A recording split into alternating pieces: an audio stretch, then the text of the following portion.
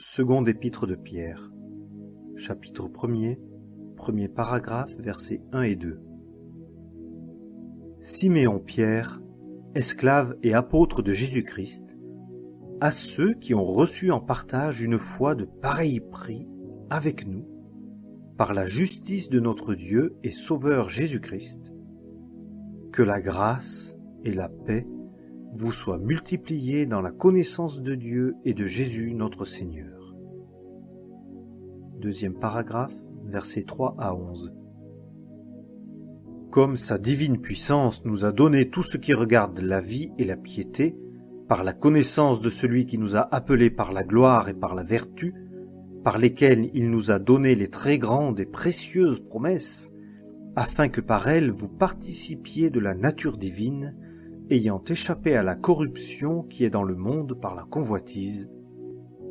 Pour cette même raison aussi, y apportant tout empressement, joignez à votre foi la vertu, et à la vertu la connaissance, et à la connaissance la tempérance, et à la tempérance la patience, et à la patience la piété, et à la piété l'affection fraternelle, et à l'affection fraternelle l'amour.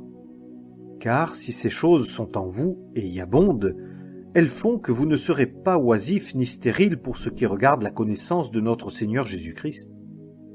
Car celui en qui ces choses ne se trouvent pas est aveugle et ne voit pas loin, ayant oublié la purification de ses péchés d'autrefois. C'est pourquoi, frères, étudiez-vous d'autant plus à affermir votre appel et votre élection, car en faisant ces choses vous ne faillirez jamais. Car ainsi l'entrée dans le royaume éternel de notre Seigneur et Sauveur Jésus-Christ vous sera richement donnée. Troisième paragraphe, versets 12 à 21. C'est pourquoi je m'appliquerai à vous faire souvenir toujours de ces choses, quoique vous les connaissiez et que vous soyez affermis dans la vérité présente. Mais j'estime qu'il est juste, tant que je suis dans cette tente, de vous réveiller en rappelant ces choses à votre mémoire, sachant que le moment de déposer ma tente s'approche rapidement, comme aussi notre Seigneur Jésus-Christ me l'a montré. Mais je m'étudierai à ce qu'après mon départ vous puissiez aussi en tout temps vous rappeler ces choses. Car ce n'est pas en suivant des fables ingénieusement imaginées que nous vous avons fait connaître la puissance et la venue de notre Seigneur Jésus-Christ, mais comme ayant été témoins oculaires de sa majesté. Car il reçut de Dieu le Père honneur et gloire, lorsqu'une telle voix lui fut adressée par la gloire magnifique. Celui-ci est mon Fils bien-aimé, en qui j'ai trouvé mon plaisir. Et nous entendîmes cette voix venue du ciel, étant avec lui sur la sainte montagne. Et nous avons la parole prophétique rendue plus ferme, à laquelle vous faites bien d'être attentifs, comme à une lampe qui brille dans un lieu obscur, jusqu'à ce que le jour ait commencé à luire et que l'étoile du matin se soit levée dans vos cœurs, sachant ceci premièrement, qu'aucune prophétie de l'Écriture ne s'interprète elle-même, car la prophétie n'est jamais venue par la volonté de l'homme, mais de saints hommes de Dieu ont parlé, étant poussés par l'Esprit Saint. Seconde épître de Pierre, chapitre 2. Or, il y a eu aussi de faux prophètes parmi le peuple, comme aussi il y aura parmi vous de faux docteurs qui introduiront furtivement des sectes de perdition, reniant aussi le Maître qui les a achetés, faisant venir sur eux-mêmes une prompte destruction. Et plusieurs suivront leurs excès. Et à cause d'eux, la voix de la vérité sera blasphémée. Et par cupidité, ils feront trafic de vous avec des paroles artificieuses. Mais leur jugement, dès longtemps, ne demeure pas oisif, et leur destruction ne sommeille pas. Car, si Dieu n'a pas épargné les anges qui ont péché, mais, les ayant précipités dans l'abîme, les a livrés pour être gardés dans des chaînes d'obscurité pour le jugement, et s'il n'a pas épargné l'ancien monde, mais a préservé Noé, lui, 8e prédicateur de justice, faisant venir le déluge sur un monde d'impies, et si, réduisant en cendres les villes de Sodome et de Gomorrhe, il les a condamnés par une totale subversion, les établissant pour être un exemple à ceux qui vivraient dans l'impiété? Et s'il a délivré le juste Lot, accablé par la conduite débauchée de ces hommes pervers, car ce juste qui habitait parmi eux, les voyant et les entendant, tourmentait de jour en jour son âme juste à cause de leurs actions iniques. Le Seigneur s'est délivré de la tentation les hommes pieux, et réservé les injustes pour le jour du jugement, pour être punis, mais spécialement ceux qui suivent la chair dans la convoitise de l'impureté et qui méprisent la domination. Gens audacieux, adonnés à leur sens, ils ne tremblent pas en injuriant les dignités, tandis que les anges, plus grands en force et en puissance, ne portent pas contre elles de jugement injurieux devant le Seigneur. Mais ceux-ci, comme des bêtes sans raison, purement animales, nées pour être prises et détruites, parlant injurieusement dans les choses qu'ils ignorent, périront aussi dans leur propre corruption, recevant la récompense de l'iniquité, estimant plaisir les voluptés d'un jour, des tâches et des souillures, s'abandonnant aux délices de leur propre tromperie, tout en faisant des festins avec vous, ayant les yeux pleins d'adultère et ne cessant jamais de pécher, amorçant les âmes mal affermies, ayant le cœur exercé à la cupidité, enfants de malédiction. Ayant laissé le droit chemin, ils se sont égarés, ayant suivi le chemin de Balaam, fils de Bosor, qui aima le salaire d'iniquité. Mais il fut repris de sa propre désobéissance. Une bête de somme muette, parlant d'une voix d'homme, réprima la folie du prophète. Ce sont des fontaines sans eau, et des nuages poussés par la tempête, des gens à qui l'obscurité des ténèbres est réservée pour toujours.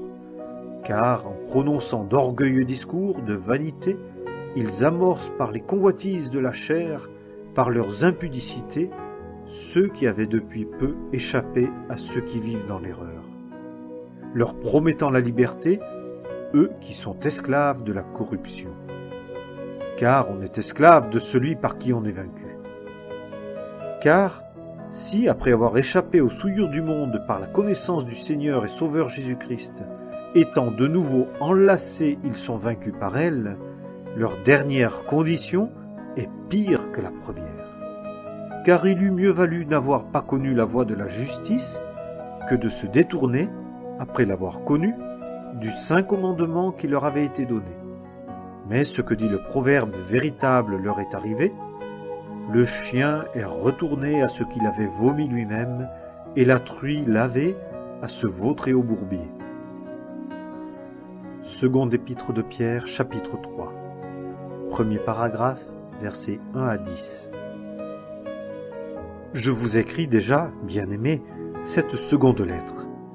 Et dans l'une et dans l'autre, je réveille votre pure intelligence en rappelant ces choses à votre mémoire, afin que vous vous souveniez des paroles qui ont été dites à l'avance par les saints prophètes et du commandement du Seigneur et Sauveur par vos apôtres, sachant tout d'abord ceci, qu'au dernier jour des moqueurs viendront, marchant dans la moquerie selon leur propre convoitise et disant « Où est la promesse de sa venue ?» Car depuis que les pères se sont endormis, toutes choses demeurent au même état dès le commencement de la création. Car ils ignorent volontairement ceci, que par la parole de Dieu, des cieux subsistaient jadis, et une terre tirée des eaux, et subsistant au milieu des eaux, par lesquelles le monde d'alors fut détruit, étant submergé par de l'eau. Mais les cieux et la terre de maintenant sont réservés par sa parole pour le feu, gardés pour le jour du jugement et de la destruction des hommes impies. Mais n'ignorez pas cette chose, bien-aimés, c'est qu'un jour est devant le Seigneur comme 1000 ans, et 1000 ans comme un jour. Le Seigneur ne tarde pas pour ce qui concerne la promesse, comme quelques-uns estiment qu'il y a du retardement. Mais il est patient envers vous, ne voulant pas qu'aucun périsse, mais que tous viennent à la repentance. Or, le jour du Seigneur viendra comme un voleur. Et, dans ce jour-là, les cieux passeront avec un bruit sifflant, et les éléments embrasés seront dissous, et la terre et les œuvres qui sont en elle seront brûlées entièrement. Deuxième paragraphe, versets 11 à 16. Toutes ces choses devant donc se dissoudre, quels gens devriez-vous être, en sainte conduite et en piété, attendant et hâtant la venue du jour de Dieu, à cause duquel les cieux en feu seront dissous et les éléments embrasés se fondront. Mais, selon sa promesse, nous attendons de nouveaux cieux et une nouvelle terre, dans lesquels la justice habite. C'est pourquoi, bien-aimés, en attendant ces choses, étudiez-vous à être trouvés sans tache et irréprochables devant lui, en paix, et estimez que la patience de notre Seigneur est salut, comme notre bien-aimé frère Paul aussi vous a écrit selon la sagesse qui lui a été donnée, ainsi qu'il le fait aussi dans toutes ses lettres, où il parle de ces choses, parmi lesquelles il y en a de difficiles à comprendre, que les ignorants et les mal affermis tordent, comme aussi les autres Écritures, à leur propre destruction. Troisième paragraphe, versets 17 et 18. Vous donc, bien-aimés, sachant ces choses à l'avance, prenez garde, de peur qu'étant entraînés par l'erreur des pervers, vous ne veniez à déchoir de votre propre fermeté. Mais croissez dans la grâce et dans la connaissance de notre Seigneur et Sauveur Jésus-Christ. À lui la gloire, et maintenant et jusqu'au jour d'éternité. Amen.